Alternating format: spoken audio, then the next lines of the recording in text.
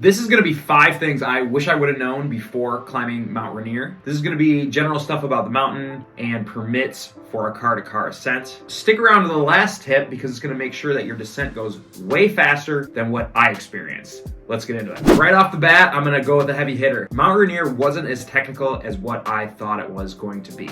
But Chad, this is the biggest mountain in Washington. People regularly climb this with guides. So the technical piece of Rainier, in my opinion, really comes from the crevasse rescue technique aspect. That's a skill that definitely needs to be known before you try and climb Rainier. But as far as technicality as the difficulty of the climb, in my opinion, I thought Mount Hood via the Pearly Gates or via Old Chute is more technical, meaning it's going to require maybe an ice axe plus an additional ice tool to climb. What I'm kind of referring to is the sheer angle of the wall. On Hood, I had 2 ice axes each time that I climbed it and felt that they were definitely necessary, and oftentimes I was front pointing. Now again, this could be definitely season dependent. I went in mid-August of a high snow year. There was no high angle climbing. I never felt like I needed 2 ice axes. I never front pointed. There was a couple maybe skinnier sections, little catwalk sections that you'd have to make sure that you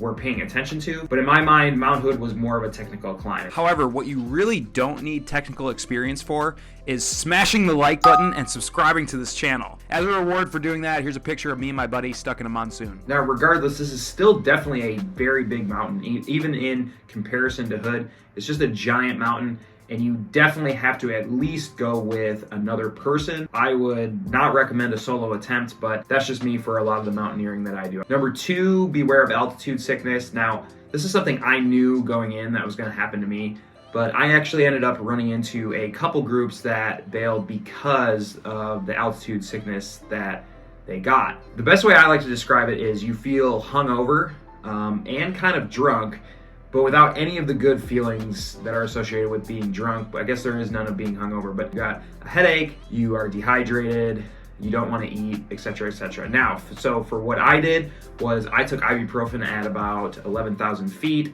before I started getting the real bad altitude sickness. I was preloading with ibuprofen, also with electrolytes and eating food, all the food that I could. For me, what really works at altitude is eating sugar.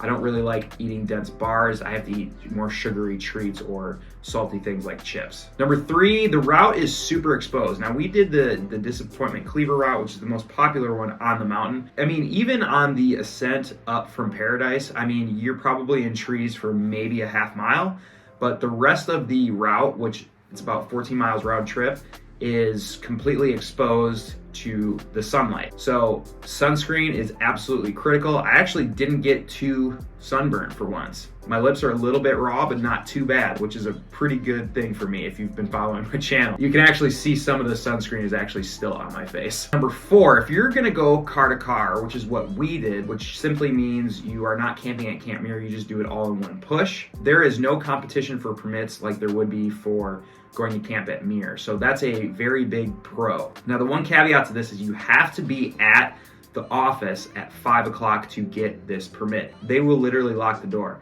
We got there with about 10 minutes to spare. A very good pro tip for this is if you're not gonna arrive in Paradise before 5 o'clock, Longmire is before Paradise if you're coming from the west, and you can stop there and get the same permit, but it's a shorter drive, which leads me to the next tip, which is traffic is absolutely insane at this park. Now, again, this is a national park, totally makes sense. But I would recommend adding an additional hour to your drive. Even if Google Maps is saying you're gonna be there at 3, you're probably gonna be there at 4. That's what happened to us. We got in line for an extra hour, literally waited. We got there within about 10 minutes to spare before the permit office closed. We were super, super lucky. Now, the 5th thing that you've all been waiting for, this is gonna make your descent way better, way, way better. And that is bring a trash bag.